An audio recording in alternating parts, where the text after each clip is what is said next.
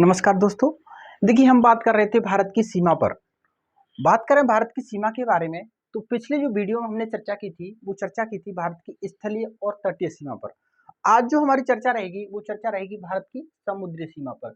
क्योंकि हमने जो मैप लिया है वो अपने भारत देश का लिया है, इसलिए हमने यहाँ हेडिंग क्या बना दी है, भारत की सीमा और कोष्टक में समुद्री सीमा। देखिए, वैसे तो समुद्री सीमा की बात करें तो समुद्री सीमा को यूएनओ के एक संधि हुई थी, अनक्लोज संधि। उस अनक्लोज संधि जो कब हुई थी, 1982 में हुई थी।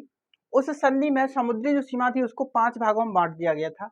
लेकिन इसका विभाजन यूएनओ को क्यों करना पड़ा, इसका भी एक कारण था। तो पहले हम उस कारण पर चर्चा कर लेते हैं, फिर हम समुद्री सीमा का विभाजन पढ़ लेंगे। ठीक है, देखिए, तो कारण पढ़ने से पहले हम बात कर लेते हैं समुद्र क्या है। समुद्र समुद्र है क्या, क्योंकि हम पढ़ रहे हैं समुद्री सीमा का विभाजन, तो आपको आना चाहिए समुद्र है क्या। समुद्र को ही हम क्या बोलते हैं, महासागर भी बोलते हैं। तो देखिए, अत्यधिक जलराशि युक्त ऐसा भाग, अत्यधिक जलराशि युक्त ऐसा भाग जिसकी परिधि किससे बनी हुई हो, स्थलीय भाग से बनी हुई हो, वह क्या कहलाता है, समुद्र कहलाता है। क्योंकि समुद्र भी हमारा जो होता है ना, वो स्थलीय भाग के ऊपर ही होता है। समुद्र के नीचे भी हमारा स्थलीय भाग होता है, लेकिन जो जल की परिधि होती है, जो हमें जल दिखाई देता है, उसकी परिधि किससे बनी हुई होती है, वो भी स्थलीय भाग से बनी हुई होती है। ठीक है ना, तो लिखिए, अत्यधिक जलराशि युक्त वह भाग, अत्यधिक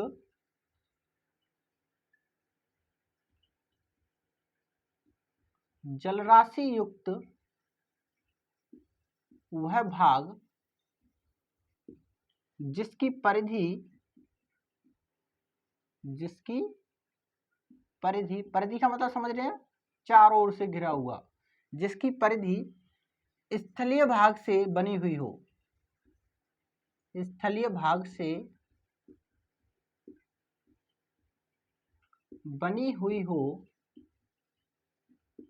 उसे समुद्र या महासागर कहते हैं। आपको पता होगा पृथ्वी पर कुल कितने महासागर हैं, 5 महासागर हैं। ठीक है ना, लेकिन 4 ही काउंट होते हैं। पृथ्वी पर कुल कितने, 5 है, लेकिन 4 ही काउंट होते हैं। ठीक है ना, तो समुद्र क्या कहलाता है, समुद्र कहलाता है अत्यधिक जलराशि युक्त वह भाग जिसकी परिधि किससे बनी हुई हो, स्थलीय भाग से बनी हुई हो, वह समुद्र या महासागर कहलाता है। ठीक है ना, देखिए, समुद्र का जो उपयोग है, उपयोग वर्तमान समय में देखिए किस लिए किया जाता है। एक तो इसका उपयोग किया जाता है परिवहन में, जलीय परिवहन में। एक, समुद्र के अंतर्गत आपको पता होगा विभिन्न प्रकार की आर्थिक क्रियाएं की जाती हैं। कैसे आर्थिक क्रियाएं, एक तो परिवहन भी हमारा आर्थिक क्रियाओं में आ जाए, क्योंकि व्यापार का जितना भी सामान इधर से उधर एक देश से दूसरे देश में ले जाना होता है, वो किसके द्वारा है, जलीय परिवहन के द्वारा ही होता है। दूसरा, समुद्रों के नीचे अवसादी चट्टानों में विभिन्न प्रकार के हमारे क्या मिलते हैं, जीवाश्म खनिज मिलते हैं, और उन जीवाश्म खनिजों में ही पेट्रोलियम पदार्थ और प्राकृतिक गैस जैसे बहुमूल्य चीजें भी किसके अंतर्गत हमें मिलती हैं, समुद्र में मिलती हैं। तो एक यहाँ पर क्या हो गया, आर्थिक क्रियाएं भी यहाँ समुद्र में क्या होती हैं, आर्थिक क्रियाएं।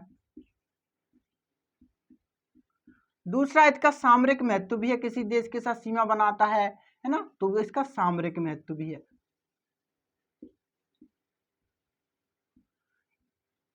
इन विभिन्न प्रकार के उपयोगों के कारण, मतलब इन विभिन्न प्रकार की परिवहन, आर्थिक क्रियाएं, सामरिक महत्व आदि की दृष्टि से ये जो समुद्र है वो विभिन्न देशों के लिए क्या हो गया, बहुत ही लाभदायक हो गया। इसलिए विभिन्न देशों ने इस समुद्री भूभाग पर अपना क्या, नियंत्रण कामयाब करना चाहा।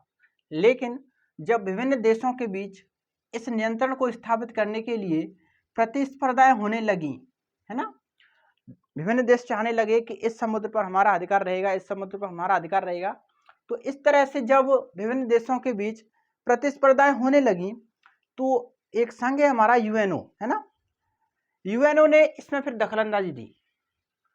यूएनओ ने क्या किया, एक संधि बनाई, कब, 1982 में।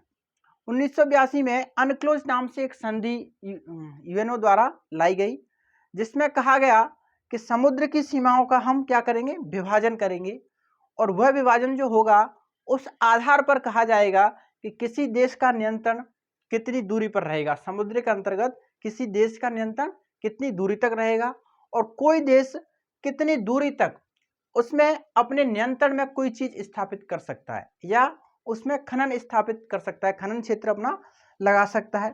तो आदि जो विभाजन किया गया वो किसके द्वारा किया गया, ये किया गया यूएनओ के द्वारा। यूएनओ के द्वारा एक संधि की गई अनक्लोज नाम से, अनक्लोज संधि की गई 1982 में। UNCLOS United Nations convention for the law of sea, ये कब की गई थी, 1982 में की गई थी, समुद्री कानूनों के लिए संयुक्त राष्ट्र संधि, है ना।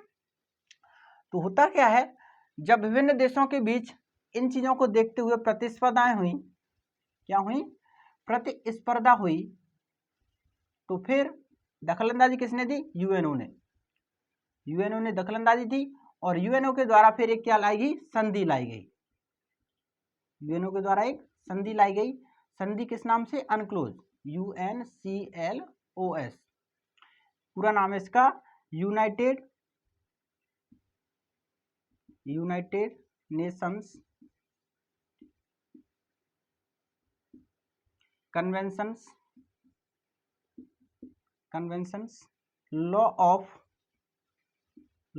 Of sea, United Nations conventions law of sea, है ना। इसका हिंदी अर्थ है समुद्री कानूनों के लिए संयुक्त राष्ट्र संधि। समुद्री कानूनों के लिए संयुक्त राष्ट्र संधि, ये कब लाई गई थी, 1982 में लाई गई थी। इसके अंतर्गत, इस संधि के अंतर्गत समुद्री भाग को कितने भागों में बांटा गया, समुद्री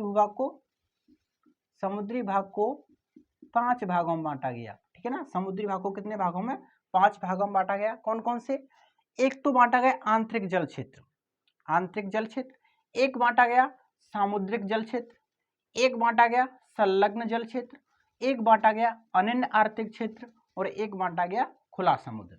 कितने भागों में, 5 भागों में, 1 2 3 4 और 5। तो इस संधि के अंतर्गत समुद्री भूभाग को कुछ रेखाएं बनाई गई और रेखाओं के आधार पर कितने भागों में, 5 भागों में विभाजित किया गया, ठीक है ना। तो समुद्र की ये परिभाषा लिख ली थी, उसके बाद में हमने ये इसको लिख लेते हैं, यूएनओ के बारे में जो चर्चा हमने की उसको लिख लीजिए, ठीक है। चलिए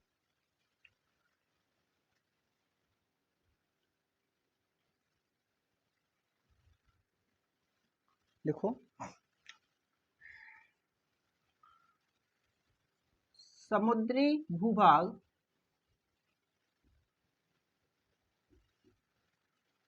परिवहन आर्थिक क्रियाएं एवं सामरिक दृष्टि से अत्यधिक महत्वपूर्ण होता है, किसी भी देश के लिए अत्यधिक महत्वपूर्ण होता है। इसलिए समुद्री क्षेत्र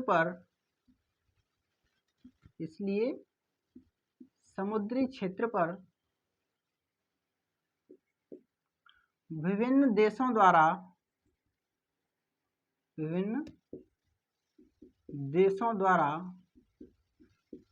नियंत्रण स्थापित करने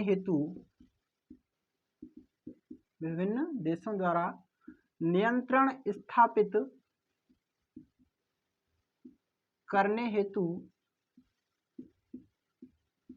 प्रतिस्पर्धा छिड़ गई,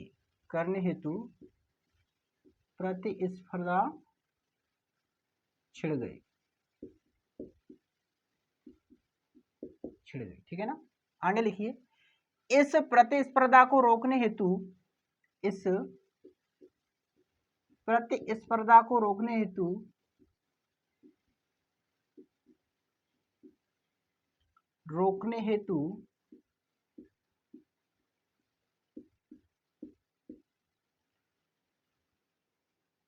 यूएनओ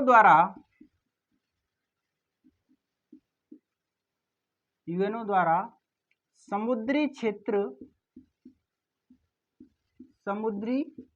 क्षेत्र में में नियंत्रण के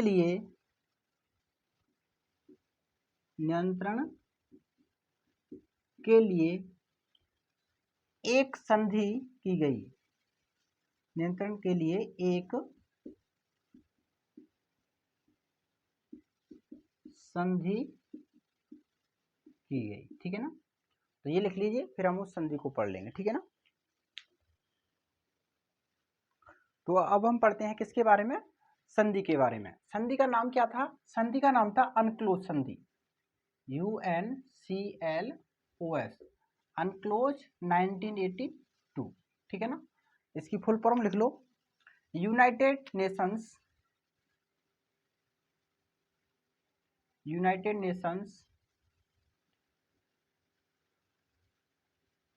कन्वेंशंस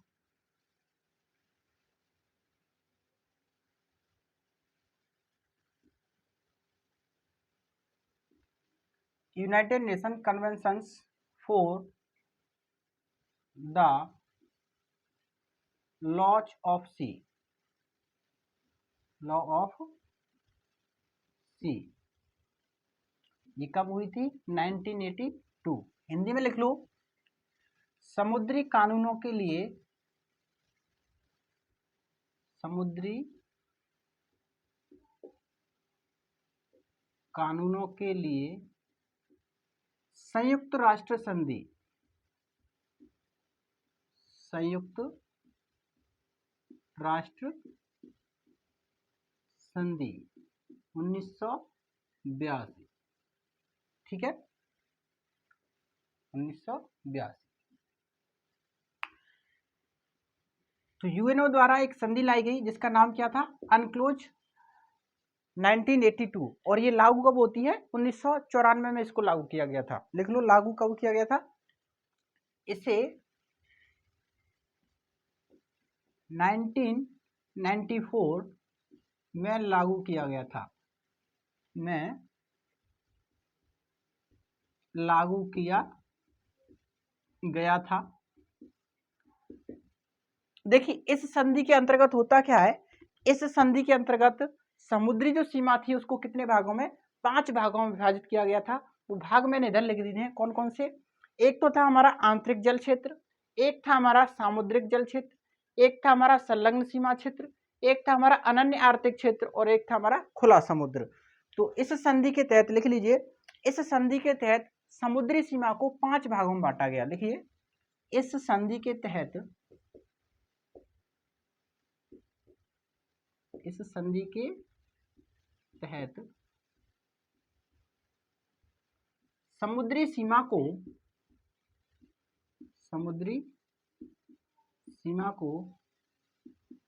5 भागों में बांटा गया। समुद्री सीमा को 5 भागों में बांटा गया, ठीक है ना। प्रत्येक भाग के पहले हम यहाँ पर क्या लिख लेते हैं, नाम लिख लेते हैं, ठीक है ना। पहला लिखिए, एक एक से पहले 5 के नाम लिख लेते हैं, फिर 5 के बारे में एक एक से क्या कर लेंगे, चर्चा कर लेंगे। पहला है हमारा आंतरिक जल क्षेत्र, आंतरिक जल क्षेत्र, शॉर्ट फॉर्म में इसको क्या बोलते हैं, शॉर्ट फॉर्म बोलते हैं IWZ, IWZ। IWZ की फुल फॉर्म लिखना चाहो तो लिख लो, internal water zone, internal water zone,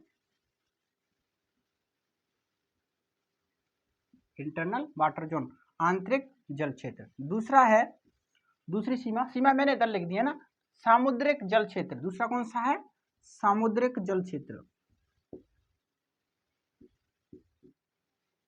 सामुद्रिक जल क्षेत्र। सामुद्रिक जल क्षेत्र को शॉर्ट में क्या बोलते हैं, TWZ, TWZ। फुल फॉर्म इसको टेरिटोरियल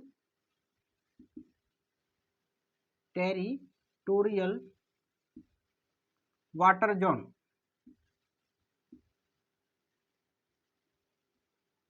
टेरिटोरियल वाटर जोन मतलब सामुद्रिक सीमा क्षेत्र। तीसरी जो सीमा है उसका नाम है संलग्न सीमा क्षेत्र। संलग्न सीमा क्षेत्र, शॉर्ट में क्या बोलते हैं इसको, CWZ, और फुल फॉर्म है इसकी contiguous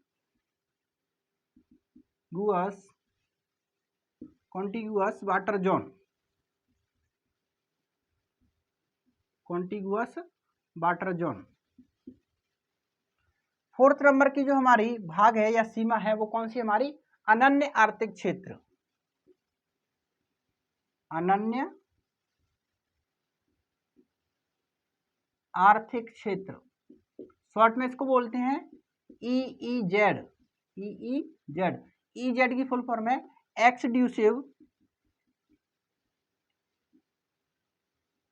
exclusive economic zone,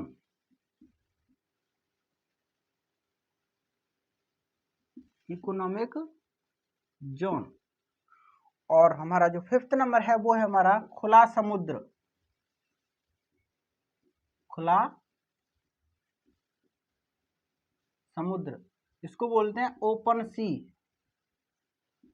open सी, ठीक है ना। तो अनक्लोज संधि हुई थी 1982, कब हुई थी, 1982 में, समुद्री कानूनों के लिए संयुक्त राष्ट्र संधि 1982। इस संधि को लागू किया गया था 1994 में, और इस संधि के तहत समुद्री सीमा को कुल कितने भागों में, 5 भागों में विभाजित किया गया था। और वो 5 भाग कौन कौन से हैं, 5 भाग हैं हमारे IWZ, TWZ, CWZ, EEZ, और फिफ्थ नंबर का है हमारा ओपन सी, मतलब खुला समुद्र। हिंदी में आपने लिख लिया होगा आंतरिक जल क्षेत्र, सामुद्रिक जल क्षेत्र, संलग्न सीमा क्षेत्र, अनन्य आर्थिक क्षेत्र और खुला समुद्र, ठीक है ना। अब एक एक से हम इन्हीं सभी सीमाओं के बारे में अपनी चर्चा करते हैं। 2-3 बिंदु हैं इनके अंतर्गत, वो हम लिख लेते हैं। तो चलिए बात करते हैं सीमाओं के बारे में। देखिए, सीमाओं को पढ़ने से पहले एक लाइन और आपको पढ़नी पड़ेगी, बेस लाइन, आधार रेखा। मतलब इन सीमाओं का विभाजन जो किया गया है वो किस सीमा से किया गया है, वो बेस लाइन से किया गया है। किससे, आधार रेखा से, आधार रेखा, इंग्लिश में बोलते हैं बेस लाइन, बेस लाइन, ठीक है ना। बेस लाइन क्या है, पहले समझ लो बेस लाइन है क्या। देखिए, मान लीजिए ये हमारा भारत का जो प्रायद्वीपीय भाग है ना, भारत का प्रायद्वीपीय भाग का हिस्सा है। इस भाग में मान लीजिए ये कैसे ऊबड़ खाबड़ सा ऐसे है, मतलब कुछ भाग इसके अंदर पानी है, कुछ बाहर की ओर है, इधर पानी है, फिर बाहर की ओर, ऐसे है ना।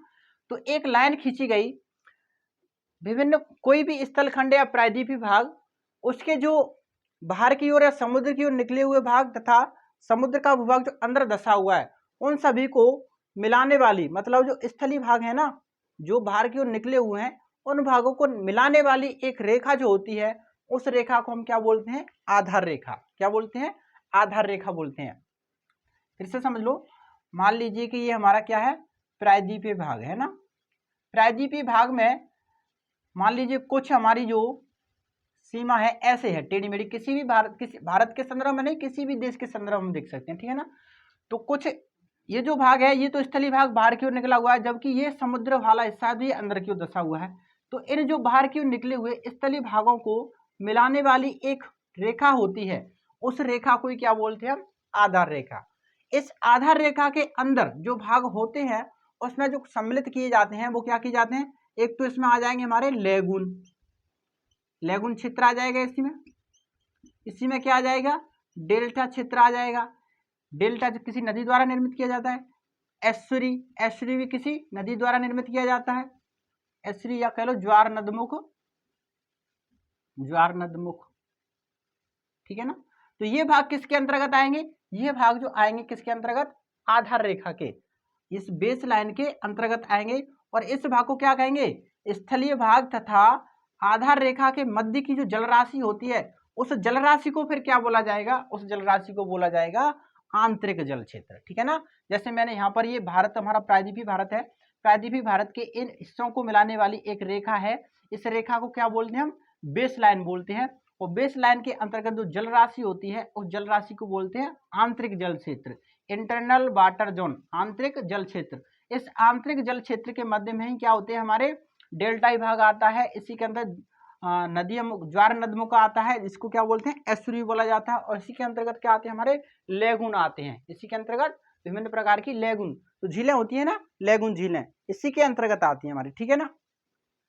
क्रीक भी इसी के अंतर्गत आती है और खाड़ी भी इसी के अंतर्गत आती है ना।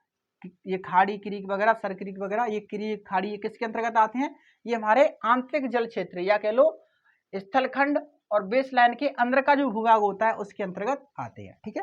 तो सबसे पहले परिभाषा लिखते हैं हम किसकी, आधार रेखा की। लिख लीजिए आधार रेखा के बारे में, लिखो, किसी स्थल या प्रायद्वीपीय भाग से, प्रायद्वीपीय भाग के बाहर की ओर निकले हुए स्थलीय भागों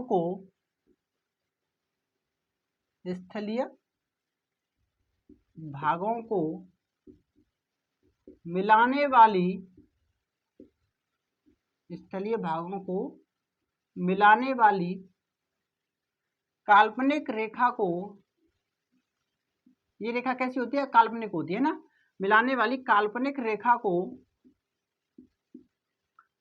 आधार रेखा कहते हैं।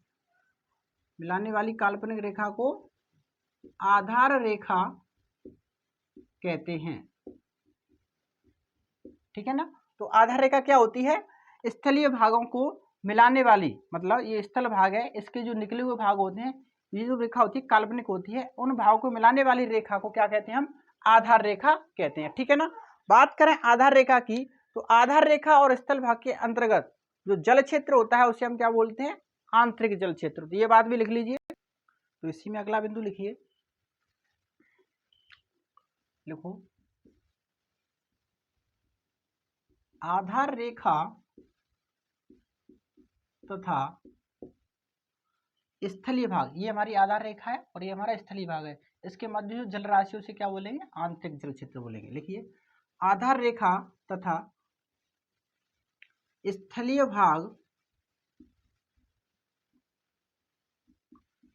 भाग के मध्य स्थित जल राशि को, के मध्य स्थित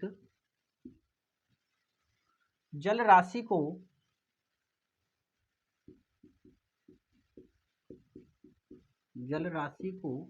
आंतरिक जल क्षेत्र कहते हैं, आंतरिक जल क्षेत्र कहते हैं। बात करें इस आंतरिक जल क्षेत्र के अंतर्गत तो क्या शामिल होते हैं, इसी में हमारे क्या लेगुन झीलें शामिल हो जाती हैं, डेल्टाई भूमि शामिल हो जाती हैं, इसी में खाड़ी आ जाती हैं, इसी में क्रीक आ जाती हैं, इसी में एस्चुरी आ जाती है, ठीक है ना। तो ये बातें भी लिख लीजिए। इस आंतरिक जल क्षेत्र के अंतर्गत, इस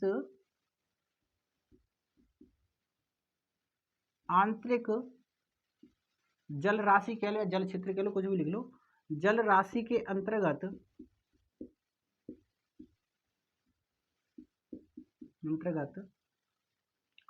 क्रीक,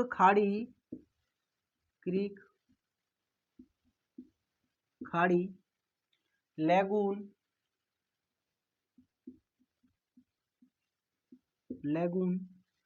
डेल्टाई क्षेत्र,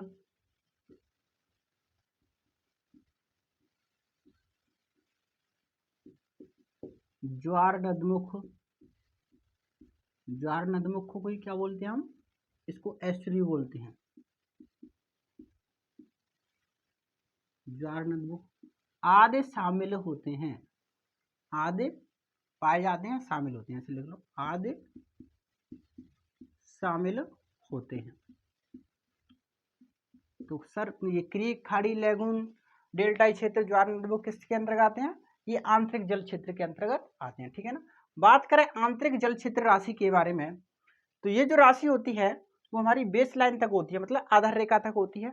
इस राशि के अंतर्गत, ये जो जल राशि होती है इसके अंतर्गत जो कोई देश की जल राशि है उसका क्या होता है, संपूर्ण प्रभुत्व संपन्न, मतलब संपूर्ण प्रभु होता है, संप्रभु, इस पर क्या होता है, अधिकार होता है, ऐसे कह लो, इस पर किसी भी देश का क्या होता है, संप्रभुत्व होता है ना। किसी भी ये जो जल क्षेत्र होता है इस पर किसी भी देश का क्या होता है, एकाधिकार होता है। इस जलराशि के अंतर्गत वह जो देश है वह क्या कर सकता है, इसमें खनन क्षेत्र कर सकता है, खनन क्षेत्र स्थापित कर सकता है। मतलब इसी में कोई भी रिफाइनरी वगैरह, अगर पेट्रोलियम पदार्थ वगैरह निकलते हैं तो वहां पर कोई भी रिफाइनरी वगैरह लगा सकता है वो। इसके अंतर्गत, इस जलराशि के अंतर्गत किसी अन्य देश का कोई जहाज वगैरह आ रहा है तो उन जहाज वगैरह से वो क्या वसूल सकता है, इसमें व्यापार शुल्क वसूल सकता है। इस आंतरिक जल क्षेत्र के अंतर्गत कोई भी देश होता है जिसका अधिकार है वो इसमें क्या वसूल सकता है, उस पर से हमारा व्यापार शुल्क वसूल सकता है। दूसरा, इस जलराशि के अंतर्गत कोई भी देश क्या स्थापित कर सकता है, अपने स्थायी सैन्य अड्डे। इस आंतरिक जल क्षेत्र के अंतर्गत कोई भी देश जिसका अधिकार है वो इसके अंतर्गत अपने स्थायी सैन्य अड्डे स्थापित कर सकता है। आपको पता होगा जो चीन है ना, वो विभिन्न देशों से क्या खरीद रहा है, टापू खरीद रहा है ना, विभिन्न देशों से टापू खरीद रहा है। और टापू खरीद लेगा कोई देश तो आपको पता होगा कि उसके आगे का जो बेस लाइन होगी उससे उसका एकाधिकार हो जाएगा, और एकाधिकार होगा तो वहां पर क्या स्थापित कर सकता है, वो अपने स्थायी सैन्य अड्डे स्थापित कर सकता है, ठीक है ना। चीन की इस नीति को क्या कहते हैं, मोतियों की माला कहा जाता है ना। चीन की इस नीति को क्या कहते हैं, मोतियों की माला। बात करें आंतरिक जल क्षेत्र की तो यहाँ पर क्या होता है, निर्दोष पारगमन होता है। आंतरिक जल क्षेत्र में क्या होता है, निर्दोष पारगमन। निर्दोष पारगमन का मतलब जैसे कोई देश का अन्य देश का कोई जहाज आ रहा है तो उस जहाज को उसमें क्या लगाना पड़ेगा, जहाज के ऊपर अपने देश का झंडा लगाना पड़ेगा, उसको अपनी पहचान बतानी पड़ेगी कि मैं इस देश का जहाज है ये हमारा। दूसरा, अगर किसी भी जहाज का इसमें तेल वगैरह खत्म हो गया है मतलब, तो इस क्षेत्र के अंतर्गत मतलब उसकी रिफ्यूलिंग की जा सकती है, उसमें तेल भरा जा सकता है, ठीक है ना। अगर किसी भी जहाज में खराबी आ सकती है तो उसमें क्या कर सकता है, उसको इंजीनियरिंग सामान उसको पहुंचाया जा सकता है, उसको मदद दी जा सकती है, ठीक है ना। तो ये सभी काम किसके अंतर्गत किए जा सकते हैं, ये आंतरिक जल क्षेत्र के अंतर्गत किए जा सकते हैं। तो लिख लीजिए इन बातों के बारे में, लिखो आंतरिक जल क्षेत्र पर, आंतरिक जल क्षेत्र राशि के अंतर्गत आंतरिक जल क्षेत्र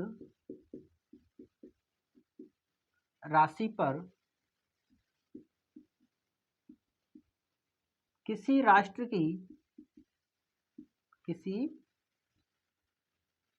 की संप्रभुता होती है,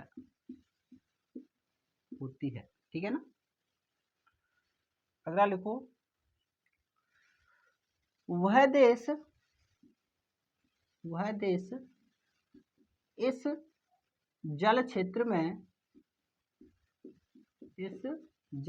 में स्थायी सैन्य अड्डे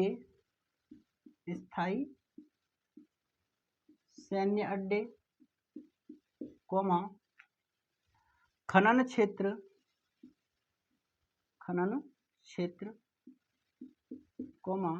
व्यापार वसूली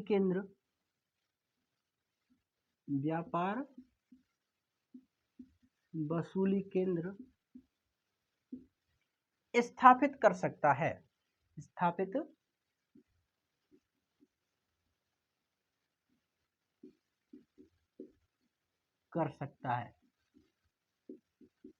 ठीक है ना। और दूसरी क्या विशेषता है इस आंतरिक जल क्षेत्र की, आंतरिक जल क्षेत्र के अंतर्गत निर्दोष पारगमन होता है। निर्दोष पारगमन का मतलब जिस देश का अधिकार है उसकी अनुमति के बिना कोई भी इसके अंतर्गत क्या नहीं करेगा, उसमें अंदर नहीं आएगा, उसके जल राशि के अंदर प्रवेश नहीं करेगा। जिसका अधिकार है किसी देश का, उस देश को पूछे बिना, उसकी अनुमति के बिना कोई अन्य राष्ट्र का जहाज वगैरह होगा वो उसके अंतर्गत प्रवेश नहीं करेगा। मतलब इस जल राशि के अंतर्गत निर्दोष पारगमन होता है, ठीक है ना। तो लिख लीजिए, इस जल राशि में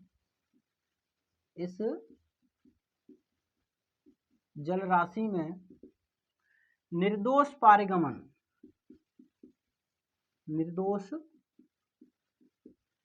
पारगमन होता है, ठीक है ना। अगर कोई जहाज आ रहा है तो उसे अपनी क्या बतानी पड़ेगी, पहचान बतानी पड़ेगी। और उसको पहले ही क्या करना पड़ेगा, सूचना देनी पड़ेगी कि हम इस मकसद से आपके जल क्षेत्र में क्या कर रहे हैं, प्रवेश कर रहे हैं। या तो हम व्यापार के मकसद से, या हमारे जहाज में खराबी आ गई है तो इस मकसद से, या हमारे जहाज का फ्यूल खत्म हो गया है तो हमें रिफ्यूलिंग की जरूरत है, इसलिए इस पर्पज से हम आपके क्षेत्र में क्या कर रहे हैं, प्रवेश करना चाहते हैं, मतलब उससे अनुमति लेनी पड़ती है। ठीक है, तो ये हमारा एक क्षेत्र था, कौन सा, आंतरिक जल क्षेत्र। ये सारी विशेषताएं लिख लीजिए आप। अब बात करते थे दूसरे क्षेत्र के बारे में। दूसरा लिख लीजिए सामुद्रिक जल क्षेत्र। दूसरा है हमारा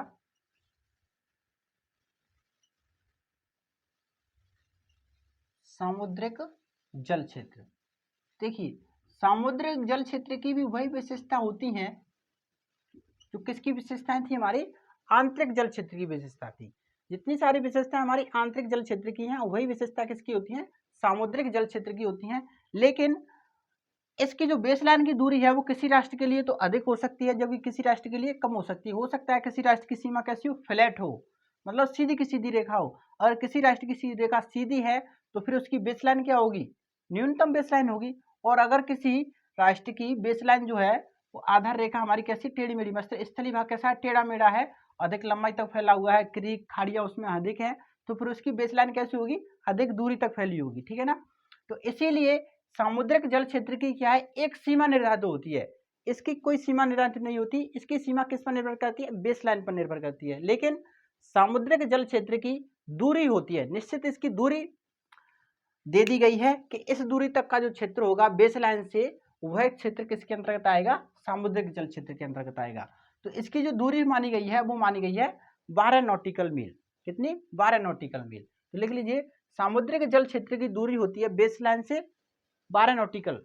तो परिभाषा क्या हो जाएगी, आधार रेखा से 12 नॉटिकल मील दूरी तक का जो क्षेत्र होता है वो किसके अंतर्गत आता है, वो सामुद्रिक जल क्षेत्र के अंतर्गत आता है। और इस जल क्षेत्र के अंतर्गत हमारी क्या की जा सकती है, एक तो हमारा खनन क्षेत्र स्थापित किया जा सकता है, दूसरा शुल्क वसूली किया जा सकता है, दूसरा रिफ्यूलिंग की जा सकती है, निर्दोष पारगमन वगैरह, ये सभी बातें हमने पहले लिख ली। तो ये किसके अंतर्गत आएंगी, हमारी सामुद्रिक। लिख लीजिए आधार रेखा से,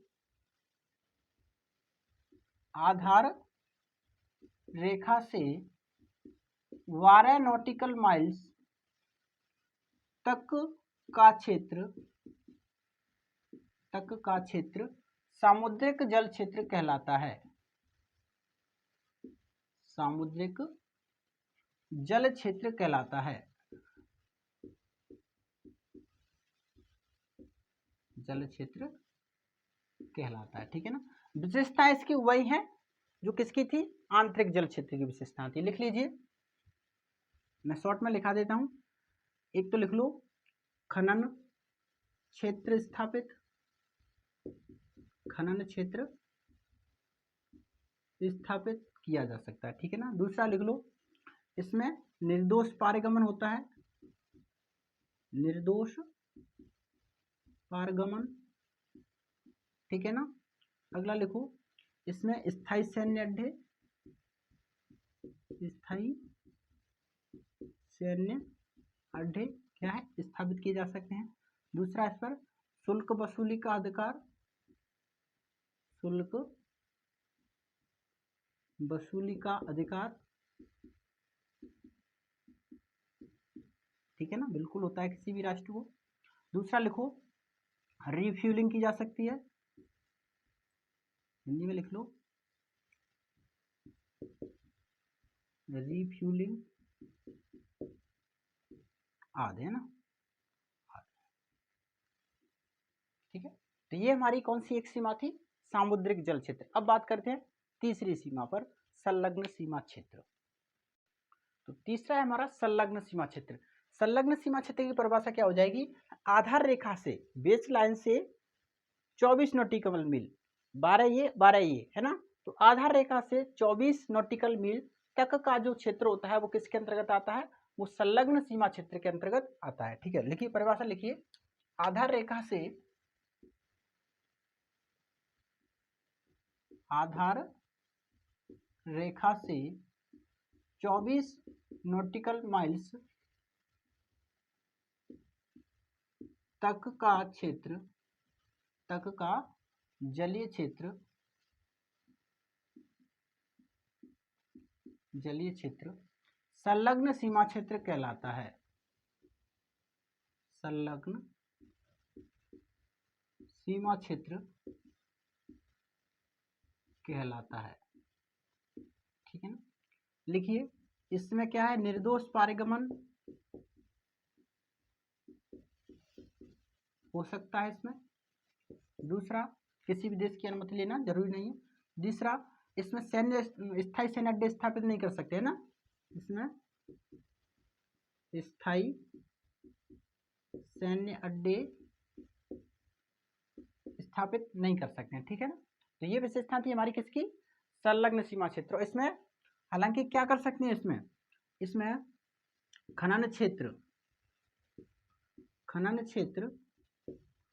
स्थापित कर सकते हैं, लेकिन अनुमति लेनी पड़ेगी किसकी, यूएनओ की। यूएनओ की अनुमति से इसमें क्या कर सकते हैं, खनन क्षेत्र स्थापित कर सकते हैं। ठीक है ना। अच्छा, बात करें इसके वास्तविक क्षेत्र की, तो इसका वास्तविक क्षेत्र वैसे तो इसका 24 नॉटिकल आधार रेखा से, लेकिन इसका वास्तविक क्षेत्र कितना है, 12 नॉटिकल मील है। क्योंकि यहाँ तक का जो 12 नॉटिकल माइल है वो तो किस में आ जाएगा, सामुद्रिक जल क्षेत्र में आ जाएगा।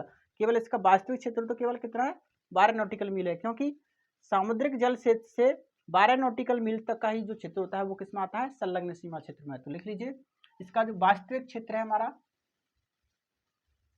वास्तविक क्षेत्र 12 नॉटिकल मील्स। नॉटिकल मील्स अभी दूरी कितनी होती है वो मैं बतला दूंगा, है ना। 12 नॉटिकल, इधर लिख लो, एक नॉटिकल मील्स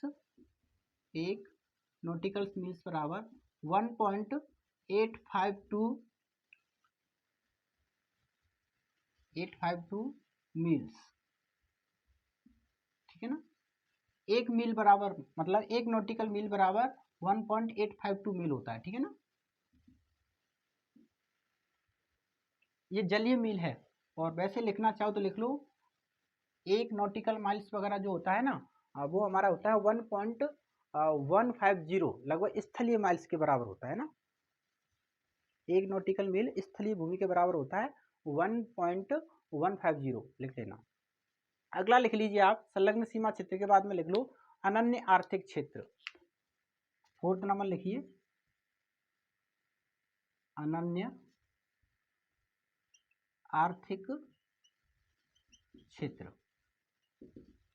अनन्य आर्थिक क्षेत्र, इसका परिभाषा क्या बन जाएगी, आधार रेखा से 200 नॉटिकल मील्स तक का जो क्षेत्र होता है वो किस में आता है, अनन्य आर्थिक क्षेत्र के अंतर्गत आता है। लिख लीजिए, आधार रेखा से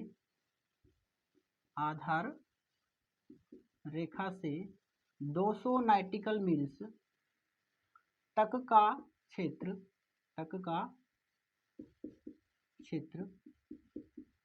अनन्य आर्थिक क्षेत्र कहलाता है। अनन्य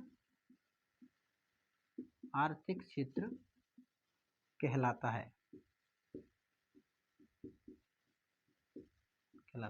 बात करें इस क्षेत्र में, तो इस क्षेत्र में एक तो क्या है, द्वीप बनाने का अधिकार है। द्वीप बनाने का अधिकार है, कोई भी देश इस क्षेत्र में क्या बना सकता है, द्वीप बना सकता है। दूसरा, इसमें वैज्ञानिक अनुसंधान किए जा सकते हैं। इस क्षेत्र में क्या किए जा सकते हैं, वैज्ञानिक अनुसंधान या वैज्ञानिक परीक्षण किए जा सकते हैं। ठीक है ना, वैज्ञानिक अनुसंधान किए जा सकते हैं या फिर क्या किए जा सकते हैं, वैज्ञानिक परीक्षण किए जा सकते हैं। ठीक है ना, तो ये किसके अंतर्गत आते हैं, हमारे अनन्य आर्थिक क्षेत्र के अंतर्गत आता है। लास्ट हमारा बचता है खुला समुद्र। तो 200 नॉटिकल बेस लाइन से 200 नॉटिकल माइल्स के ऊपर का जो भूभाग होता है वो किसके अंतर्गत आता है, खुले समुद्र के अंतर्गत आता है। और खुले समुद्र पर जो अधिकार है हमारा, किसका अधिकार है, यूएनओ का अधिकार है। तो लास्ट बात और लिख लीजिए, मैं ऊपर इसको साफ कर देता हूं, अब लिख लीजिए 5th नंबर डाल लीजिए, खुला समुद्र। खुला समुद्र, ओपन सी। थोड़ी लाइट चली गई है इस पर, इसमें थोड़ी जल्दबाजी में लिखा रहा हूँ, आप लिख लीजिए, हालांकि समझ में सब आ रहा है। खुला समुद्र, देखिए खुला समुद्र क्या होता है, आधार रेखा से, या ऐसे लिख लो, आधार रेखा से 200 नॉटिकल मील्स के ऊपर का जो क्षेत्र होता है वो किसके अंतर्गत आता है, ओपन सी के अंतर्गत आता है। लिखिए, आधार रेखा रेखा से 200 नॉटिकल माइल तक 200 नॉटिकल मील तक क्षेत्र से ऊपर वाला भाग 200 नॉटिकल मील्स, ऐसे लिखो, आधार रेखा से 200 नॉटिकल मील से अधिक दूरी वाला क्षेत्र खुला समुद्र कहलाता है। खुला समुद्र कहलाता है। खुला समुद्र कहलाता है। और एक बात लिख लो, इस समुद्र पर यूएनओ का अधिकार होता है। यूएनओ का अधिकार होता है, ठीक है ना। तो इस समुद्री क्षेत्र पर किसका अधिकार होता है? यूएनओ का अधिकार होता है। देखिए, तो ये थी हमारी कौन सी सीमा? समुद्री सीमा, ठीक है ना। तो हमने भारत की अब तक बात करें तो क्या जो सामान्य परिचय का बिंदु हमने लिया था, उसमें सामान्य परिचय के बिंदु में अब तक हमने सारे बिंदुओं को क्या कर लिया है? पढ़ लिया है। आगे जो हमारी चर्चा रहेगी वो चर्चा रहेगी भारत के भौतिक प्रदेशों के विभाजन पर, है ना। भौतिक प्रदेशों को हम पढ़ेंगे। आज के लिए इतना ही। बहुत बहुत धन्यवाद। Thank you very much.